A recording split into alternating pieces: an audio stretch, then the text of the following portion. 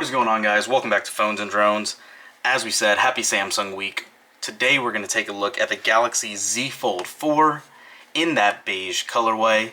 And if you haven't already pre-ordered it, I think you have another day or so to do before they cut off all those deals like the increased storage and the free case and all that. But for now, let's go ahead and take a look at the latest generation of foldable device, the Samsung Galaxy Z Fold 4.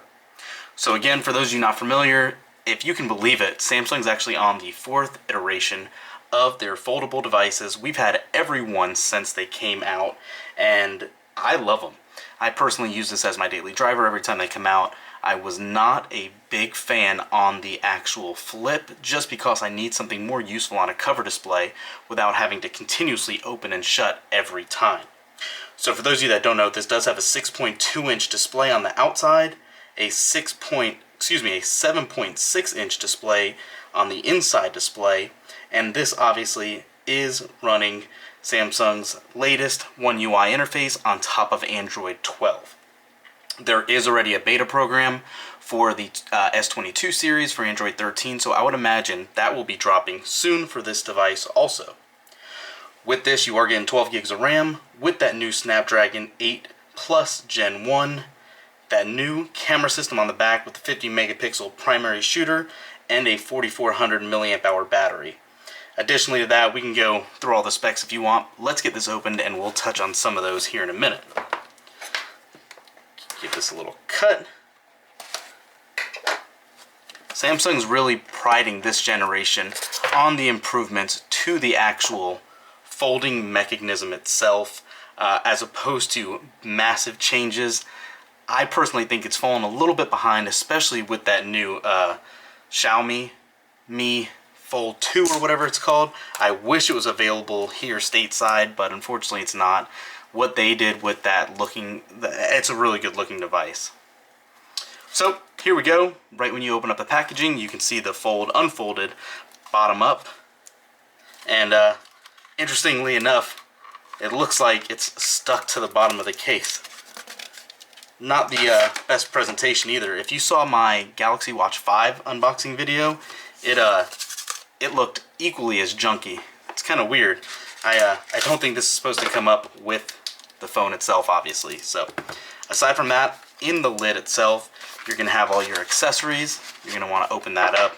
And again, no charging brick. You're probably going to find just your paperwork and your USB-C to USB-C charging cable. There should be, yep, there it is. Nothing else in the packaging. Quick start guides. We don't need this. We'll plug it right over to the side. And again, we did opt for the that beige colorway. And I am actually really glad we did, because that is a really good looking device. So the cover screen has ever so slightly actually increased in size. Again, that hinge has been minimized a little bit. You can see just how much more narrow it is. Unfortunately, as you can see on camera here, there's still a gap. It does not sit flush. We do have an IPX6, I believe, rating on this, so it means no dust proof, but there is a little bit of water resistance here, which is always nice to see, especially with the foldable device. That is very, very good to have. So on the side here, you have your power button again. That's going to be your integrated fingerprint reader. Your volume rocker. You can see here the cutout for the antenna as well. The crease is definitely still here, as you can see in the light. Again, a little disappointing considering what some of the competitors are doing, but it's a little bit improved nonetheless. SIM card slot is on the top left here. Obviously your top firing speakers, bottom speakers, microphone, USB Type-C charging cable. It is all right here. Let me get this turned on.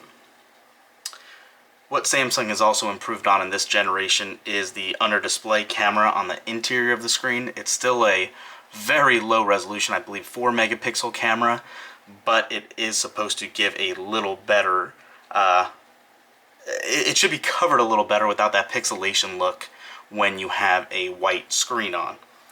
So we'll let that get powered up. an additional to those other specs, like we were saying though, this is running that new Snapdragon 8 Plus Gen 1, like I said. That interior display resolution is 1812 by 2176. That gives you about a 373 pixel per inch density on that. You are getting an AMOLED display, obviously, 120 Hz refresh rate on both the displays. Excuse me, on the interior display. I believe it's on the exterior as well, but I'm not sure. If you guys know, comment that down below and let me know. Obviously, you're getting HDR10+, 1200 nits of brightness, which is awesome.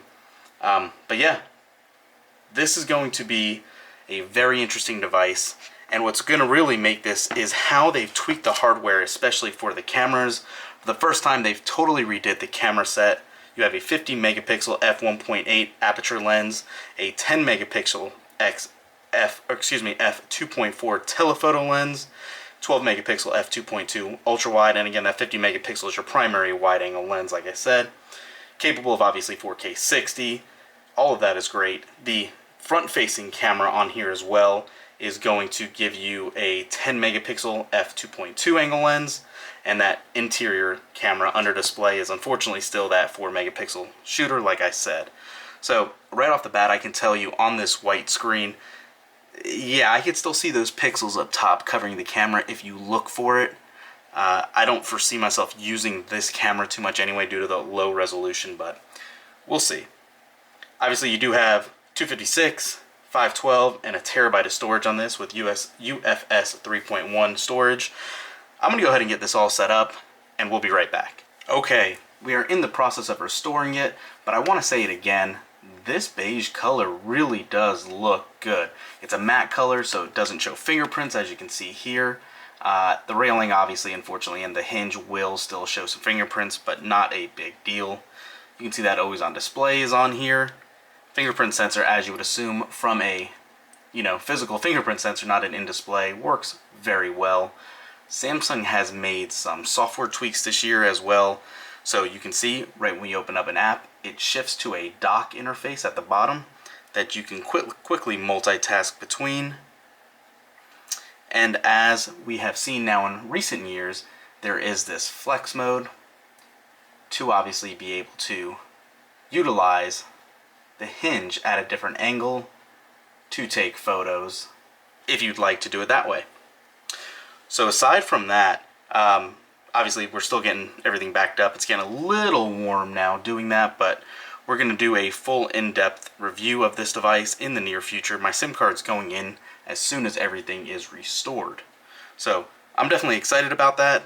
I don't know if there's actually any update yet for this. Let's see if there's a day one update. I don't believe I heard anything about it yet.